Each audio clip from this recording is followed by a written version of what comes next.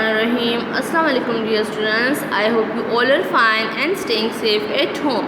So dear students, as you all know that we have started with the chapter number 4, that is about the cells and tissues, and the topic which we are going to study today, that is about the lysosomes. So dear, a lysosome is also organelle present in the cell, and that organelle is known as the single membrane bonded organelle because it is only covered by a single membrane. The lysosome is covered by a single membrane, not by a double membrane. That's why it is known as the single membrane bonded organelle. So dear, as we came to know about their function, so the lysosomes contains strong digestive enzymes. The lysosomes contain strong digestive enzymes. As we know that the lysosomes are containing the enzymes, and those enzymes are the digestive enzymes, and they have the ability to break down the food and waste materials within the cell. The enzymes present in the lysosomes have the ability to break down the food and waste materials within the cell. So during its function, a lysosome fuses with a vacuole that contains the material, and its enzymes break down the material. Dear students, here this sentence means that the lysosome present in the cell fuses means attaches with the vacuole present in the plant or animal cell. That it attaches with the vacuole which contains the material. As we all know that in the vacuoles different materials are present, and those materials are then broken down with the help of the digestive enzymes which is secreted by the lysosomes. So dear students, this is the diagram of the lysosomes in which the enzymes are present. Here the word protein is present. So the word protein here means that enzymes are basically proteins in nature. So that's why here the word protein is used, because we all know that enzymes are basically proteins in nature, and they are bonded by a single membrane. As you can clearly see it in this diagram about the membrane which is covering the lysosome, and in the lysosomes the enzymes are present known as the digestive enzymes, which are basically proteins in nature. So dear students, the next topic is about the nucleus. So as we all know that the nucleus is the most important and visible part of the cell. So the most important and visible part of the cell is the nucleus, which is present in the center of the animal cell, while in plant cell it is pushed to the side just because of the presence of the large central vacuole. In the animal cell it is present in the center of the cell, while in plant cell it is pushed to the side due to the presence of a central vacuole.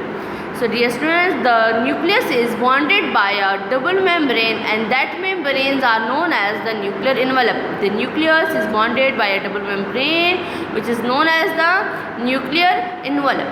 Dear, inside the nucleus a matrix is present known as the nucleoplasm. Here what does it mean?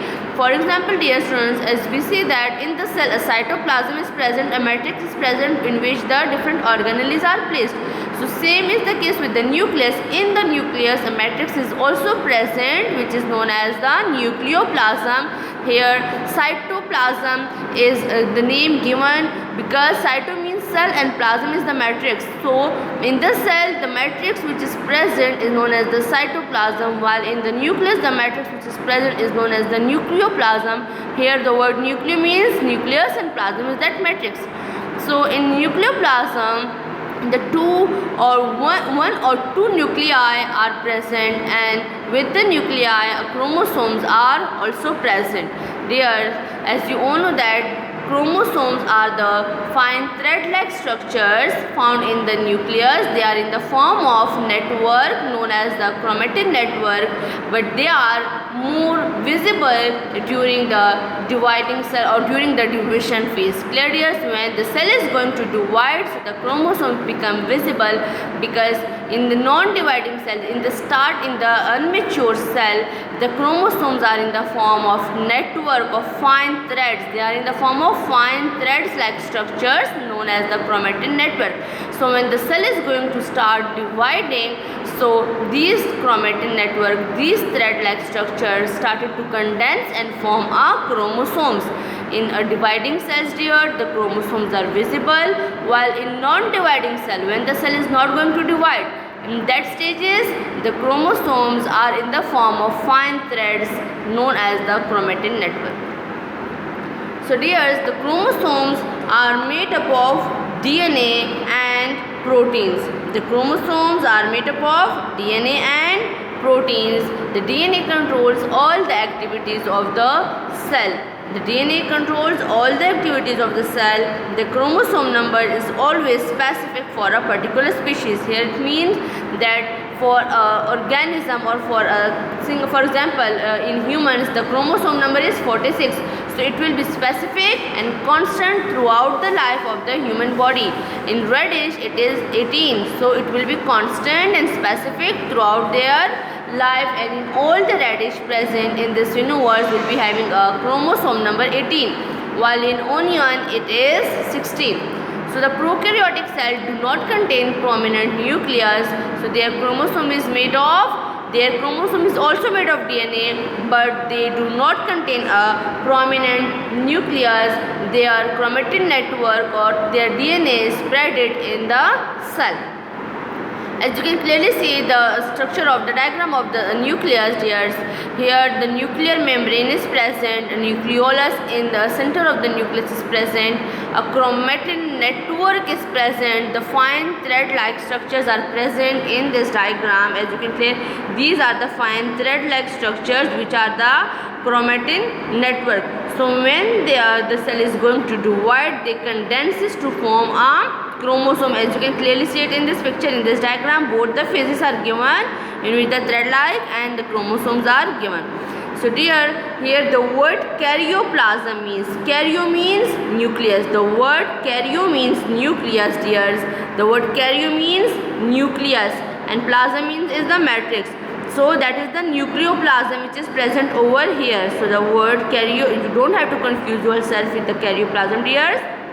The word karyo means nucleus and plasm is the matrix. Okay dears. So that is the structure of the nucleus. So now coming towards your next topic, that is about the differences between the prokaryotic and the eukaryotic cells. As we all know that all the cellular organisms they fall into two natural groups known as the prokaryotes and eukaryotes. Now what does that mean? All the organisms which are containing the cells. For example, if an organism is containing the cells, so it means that they are living. So all the organisms present in this universe are divided into two natural groups known as the prokaryotes and eukaryotes, and these two groups are fundamentally different. Why is that so? Because they both have different properties from one another. Sorry.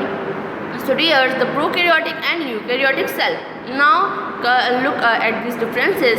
So the prokaryotic cells lack the membrane bonded nucleus. As I have told you that in the prokaryotic organisms the nucleus is not prominent because they do not have a membrane. So their nucleus is spreaded or not prominent like the eukaryotic cell in the cell. So in the eukaryotic cell, the nucleus is surrounded by a double membrane. In the prokaryotic cell, the membrane bond organelles are absent because they do not contain any kind of membranes. The prokaryotic cell, the prokaryotic organisms are containing those cells which do not have a membranes. So they also lack those organelles which do not have a membrane. While in eukaryotic, the membrane bonded organelles are present. Okay dears, in prokaryotic cells the ribosomes are smaller. Now the ribosome is also organelle dear, but that is a membrane lack organelle. The ribosomes do not contain any membrane. So because of the absence of membrane, it is also present in the prokaryotic cells. But in the prokaryotic it is still smaller, while in the eukaryotic the ribosomes are larger. Okay dears, in prokaryotic cell the cell wall is made up of peptidoglycan. Now dear, what is peptidoglycan? Peptidoglycan now came towards its word peptide. Peptide means amino acid. Peptide means amino acid or protein. Peptide bond is present in between the amino acids which forms together to form a protein. So peptide here means the protein or amino acid and glycan means the sugar. So their cell wall is made up of peptidoglycan, which is a single large polymer of amino acid and sugar. The amino acid and sugars form together to form a larger chain to form a larger polymer, and that is collectively known as the peptidoglycan. While the eukaryotic cell wall is made up of cellulose. Okay dears, they are smaller in size, which is about 0.5 nanometer, while the eukaryotic cells are larger in size, which is about 10 to 100 nanometer. The example of prokaryotic cells are the bacteria and cyanobacteria, while the examples of eukaryotic cell are the protista, fungi, plants and animals.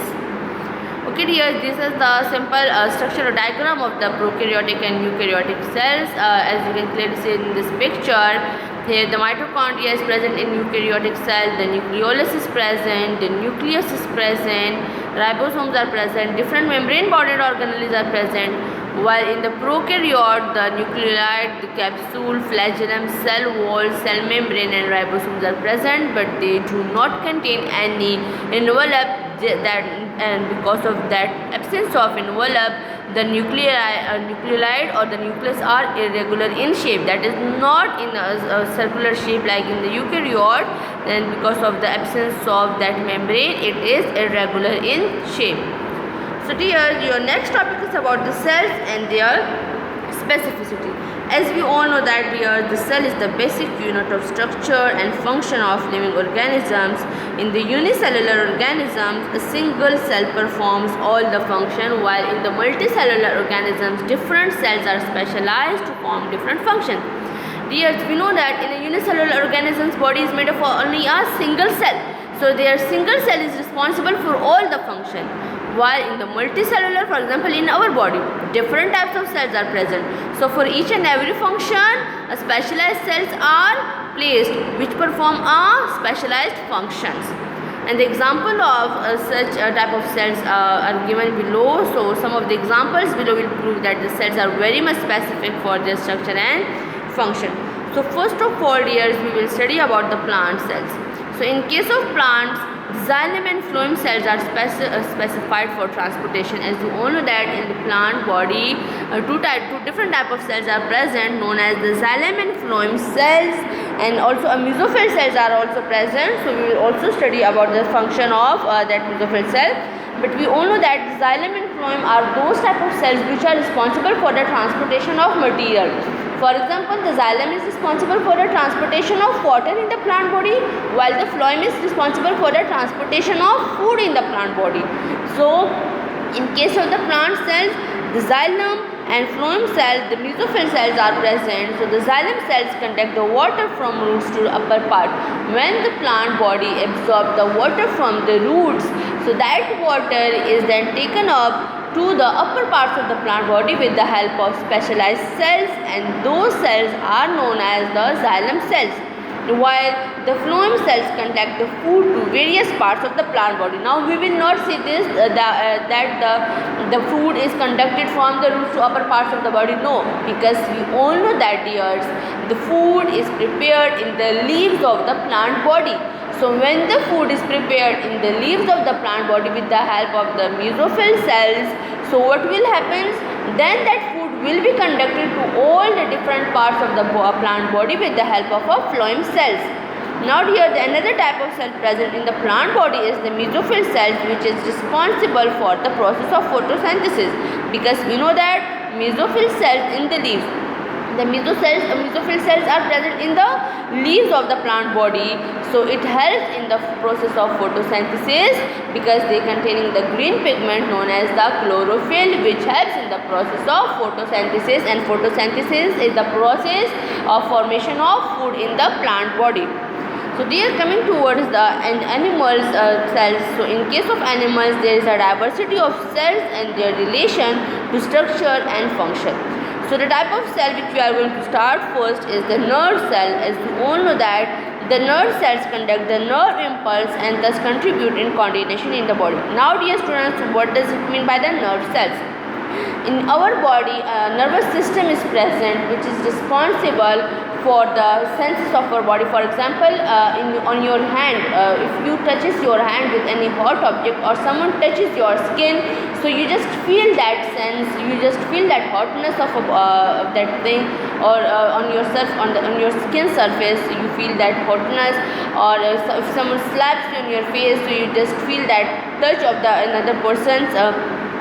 So that is because of the presence of nerve cells. So nerve cells are those sensitive cells which are present in our body, which are responsible for the conducting messages throughout in our body.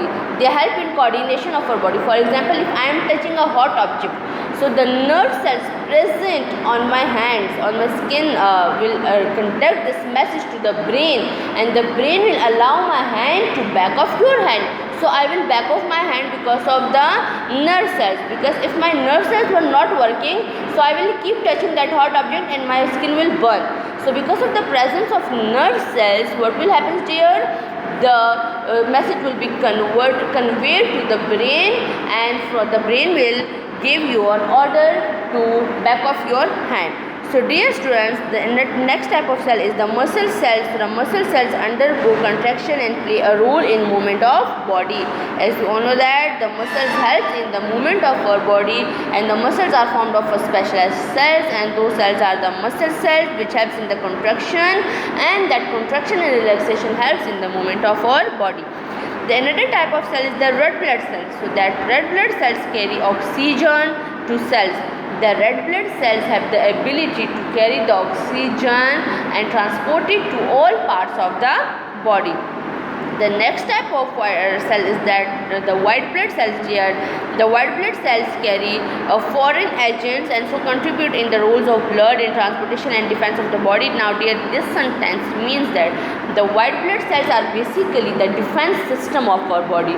Whenever any foreign agent or any foreign particle or any germs like bacteria, viruses, any kind of foreign particle enters into our body, so those foreign particles are then killed by the white blood cells present in our body. So that's why the white blood cells are known as the defense system of our body. Whenever any kind of foreign particle enters into our body, the white blood cells becomes activated and they engulf, they kill those pathogens, those foreign particles, and protect our body from such various diseases.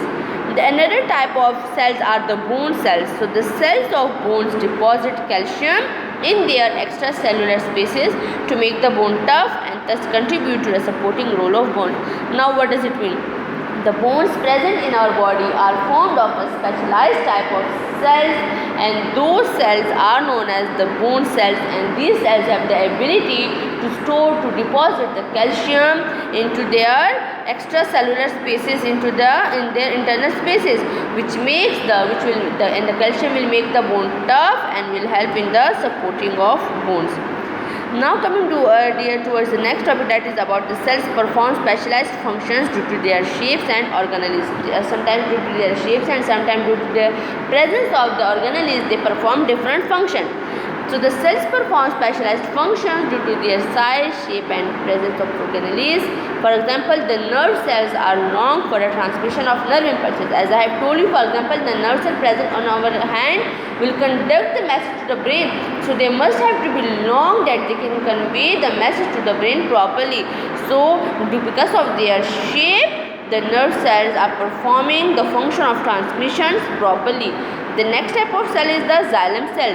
So the xylem cells are tube-like and have thick walls for conduction of water and support. So their shape is like tube and they have a thick wall, because if they have a thin wall, so they will not be at the pressure, because they need a high pressure to uptake the water from the roots to upper parts of the body.